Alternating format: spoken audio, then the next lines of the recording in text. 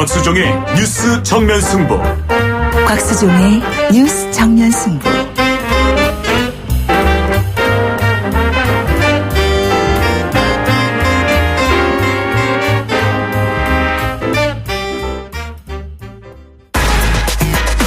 시원한 독설. 곽수종의 한방. 곽 박사님.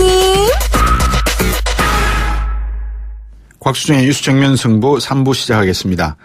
민심을 잃은 자의 권자를 지켜줄 수 있는 난공불락의 요새가 있을까요? 끝까지 그 권자를 지켜줄 장군과 병사들은 있을까요? 이 촛불로 점화된 이번 탄핵 정국과 조기 대선은 이미 국정 운영의 능력을 상실한 그분들보다 아주 많이 특별히 훌륭한 분들에게 새로운 밥상을 챙겨드리기 위한 걸까요? 북한 사태를 핑계로 중국과 일본은 자신들의 이권을 열심히 주워 담고 있습니다. 겉만 번지르르한 우리 안보 프레임에 실은 속이 텅텅 비어 있다는 거죠. 1985년 이후 세 번째 돌아온 반도체 슈퍼사이클. 주가지수가 2200을 뚫고 있습니다. 새로운 희망입니까? 아지랑입니까? 중국의 칭화윤희가 2020년까지 퀄컴과 미디어텍에 가까이 가겠다 합니다. 10년 안에 메모리 반도체 세계 5위를 이루겠답니다. 우리 경제 프레임도 속빈 강정 같습니다. 우리 경제 성장률은 1960년에서 97년까지 연 8%, 또 97년부터 2007년까지는 4%, 그리고 2008년부터 지금까지 2에서 3%, 반토막 상황입니다. 곧 0% 성장으로 갈 수 있다는 거죠. 그런 상황에서 어떻게 일자리를 만든다는 겁니까? 100세 시대의 중장년층 일자리는 어떻게 하실 거고요. 더 큰 문제는 이런 안보와 경제 프레임을 우리 스스로가 실질적으로 결정할 수 있는 게 별로 없다는 겁니다. 나라가 먼저 스스로 무너지고 나면 외적이 쳐들어온다는 말 제가 여러 번 말씀드렸습니다. 후보님들 촛불이 주는 메시지가 무엇인지 한번 곱씹어 보시기 바랍니다. 탄핵이 아니라 반성과 전진 아닐까요?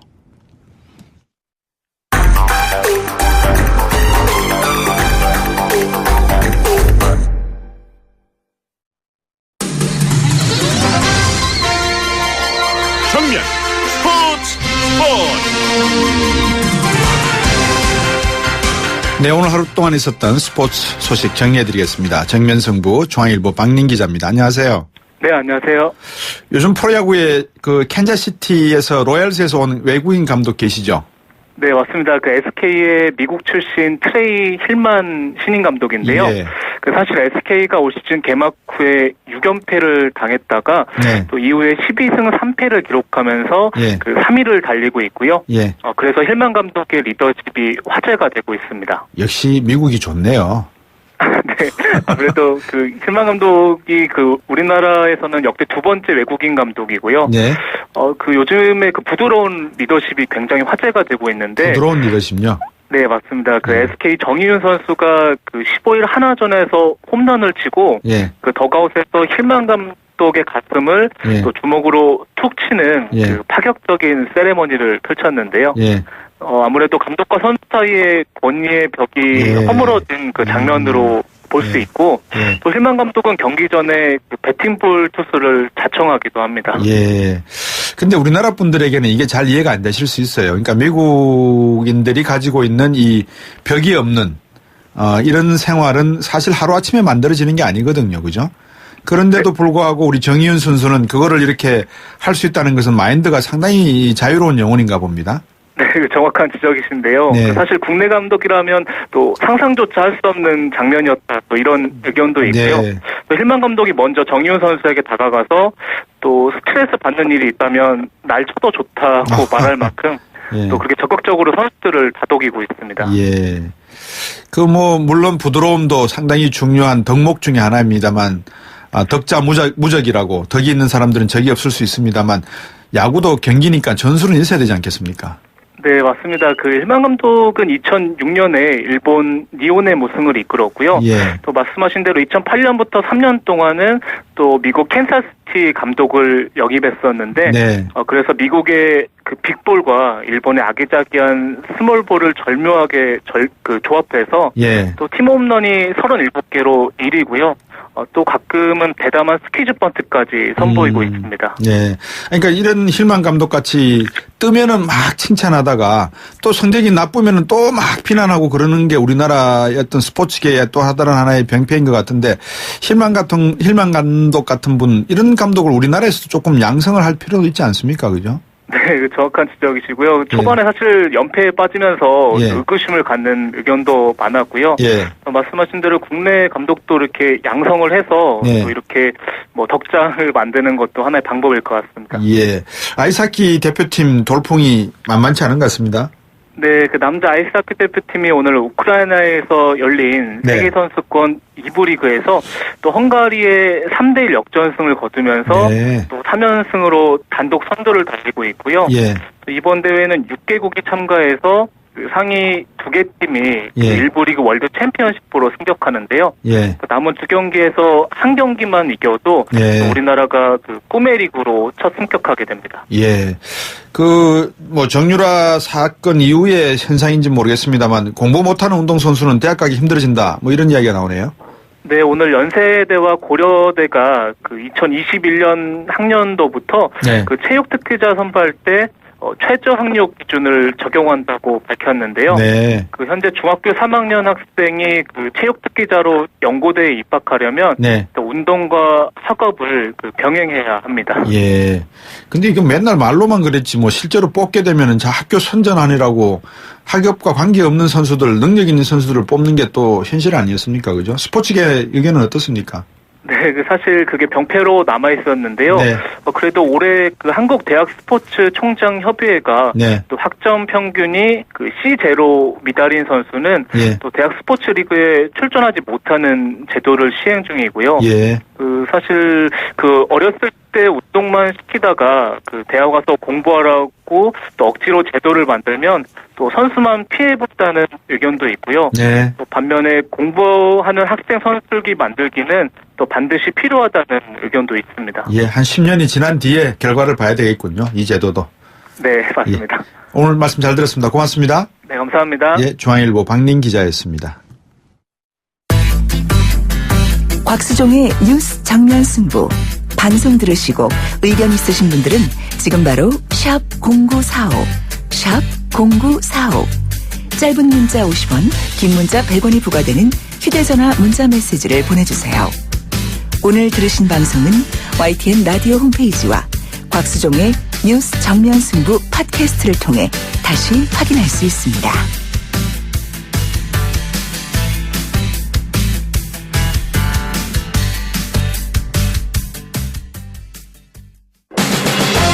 (19대) 대선 미리 보기.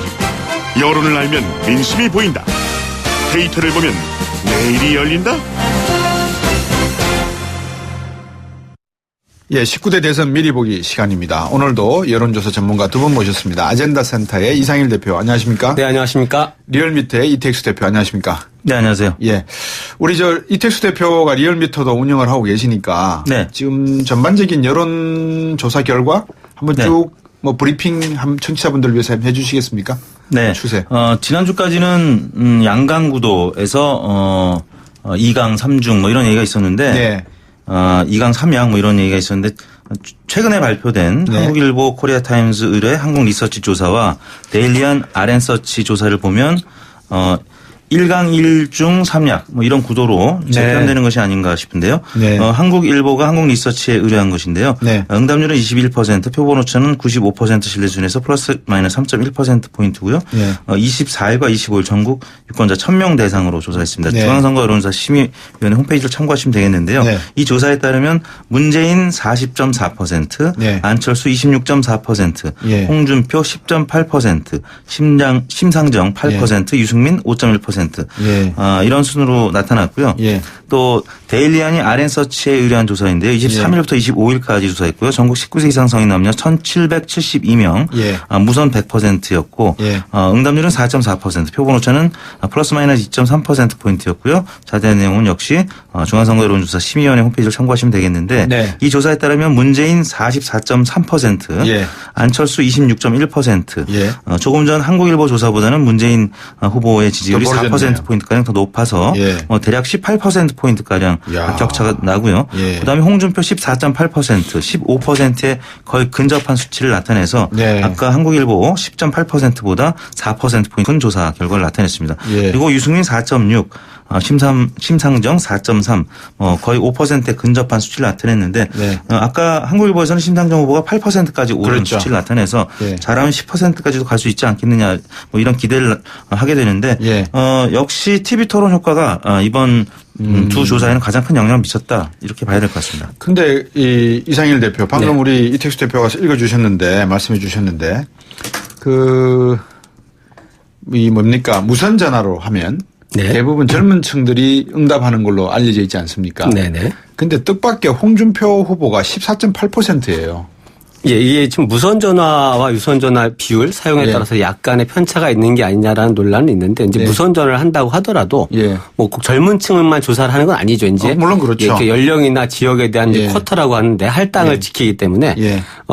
전체적으로 뭐 약간의 좀 방식과 그동안 상당한 논란이 있었습니다만 네. 어떤 하나의 이제 트렌드 그 흐름은 뭐 큰 차이 없이 이제 어느 정도 좀 수렴되는 모습을 예. 보이는데요. 예. 지금 좀 전에 이제 뭐 두 개 정도 조사를 이택수 대표가 설명해 주셨는데 예. 대체로 그 TV 토론이 좀 본격적으로 이렇게 노출이 된 예. 국민들이 바라본 이후의 여론의 흐름을 뭐 요약한다라고 하면은 예. 뭐 문재인 후보의 어떤 건재 또 안철수 후보의 위축 이 굉장히 좀 크게 나타나고 있죠. 상당히. 예. 예. 그리고 이 홍준표 후보가 꾸준히 성장하는 흐름입니다. 여론조사상. 예. 뭐 일부 조사에서는 지금 아까 발표한 데일리 RS워치 조사는 14.8%까지 올라갔는데 예. 그리고 이제 그동안 좀 이렇게 두각을 나타내지 못했던 심상정, 유승민 후보의 부상, 특히 심상정 후보가 일부 조사에서는 상당히 좀 토론에서도 워낙 잘했다는 평가가 많고요. 네. 또 지지율 조사도 일부 좀 조사에서는 상당히 많이 오른 조사가 나타나고 있는데 이런 정도의 어떤 특징들이 나타나는 흐름은 뭐 대동소이하게 지금 나타나는 것 같습니다. 네.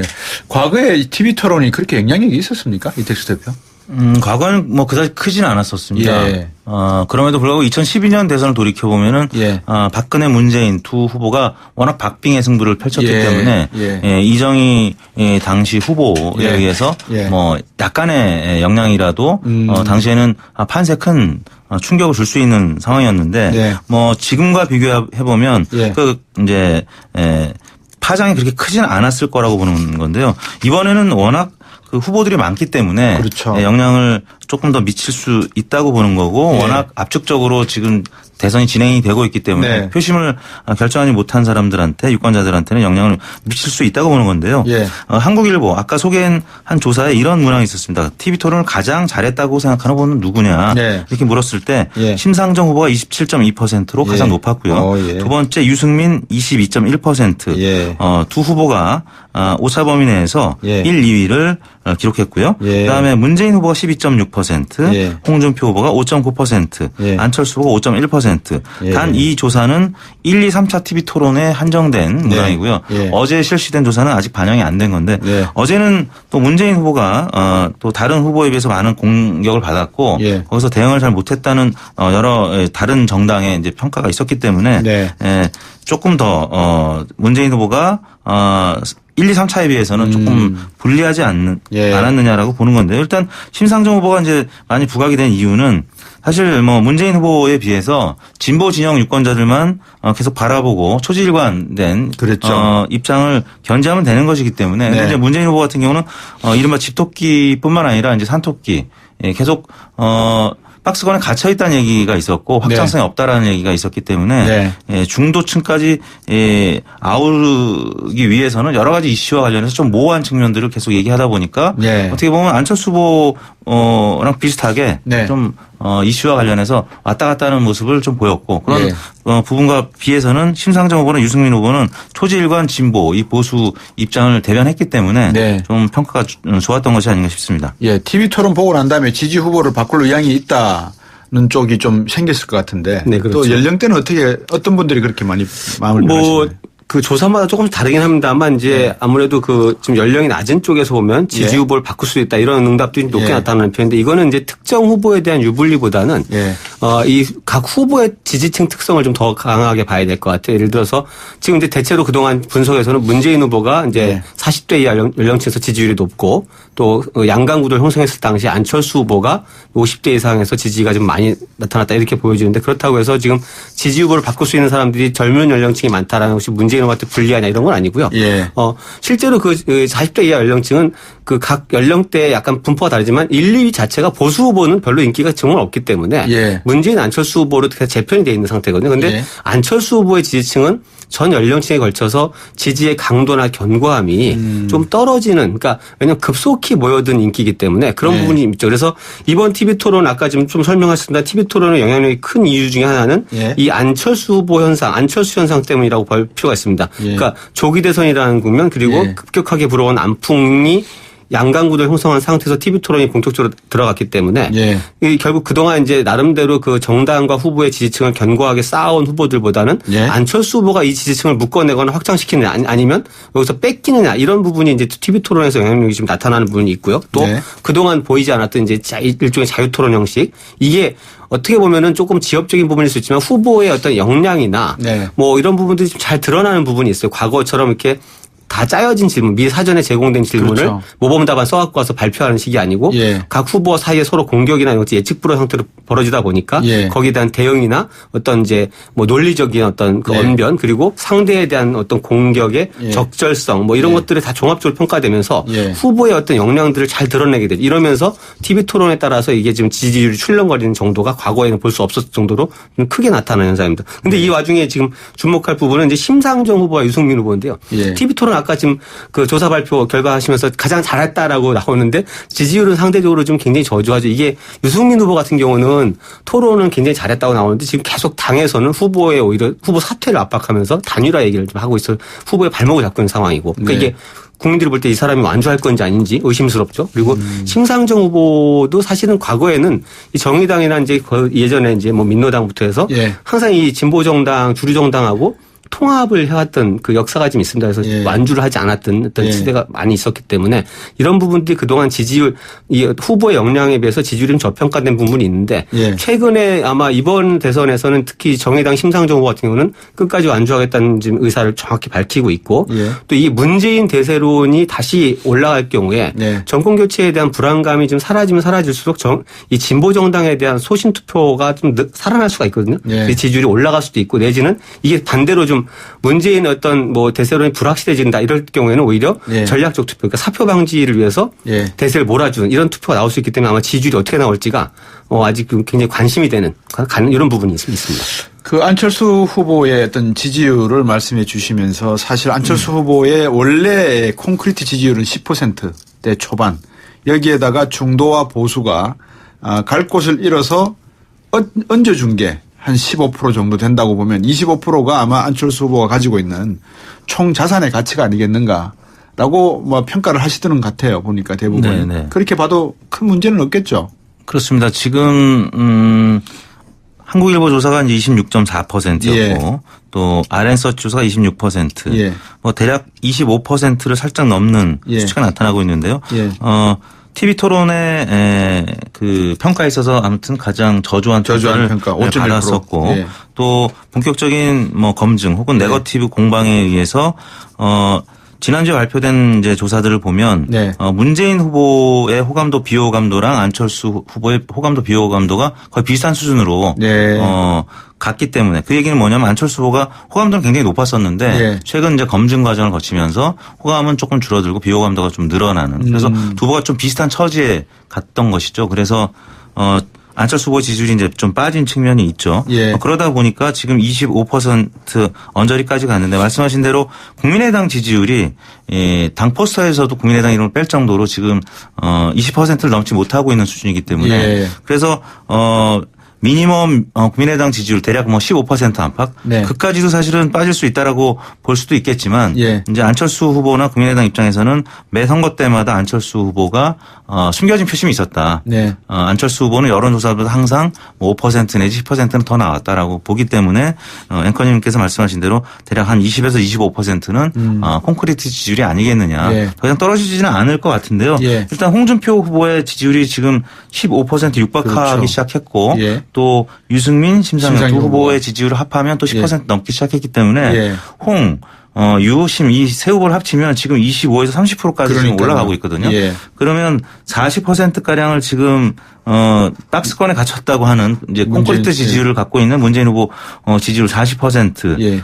혹은 뭐 좀 35%. 내려가 35% 치면 예. 안철수 후보가 가져갈 수 있는 지지율이 그다지 크지 않다라는 점에서 그러니까요. 국민의당에서 지금 약간 적신호가 켜진 것이 아닌가 예. 좀 경계하고 있는 것 같습니다. TK 지지율 쪽은 어떤지 제가 요 3부에서 마치고 한번 여쭤보도록 하겠습니다. 아젠다 센터의 이상일 대표, 리얼미터의 이태수 대표와 함께 19대 대선 미리 보기 진행하고 있습니다.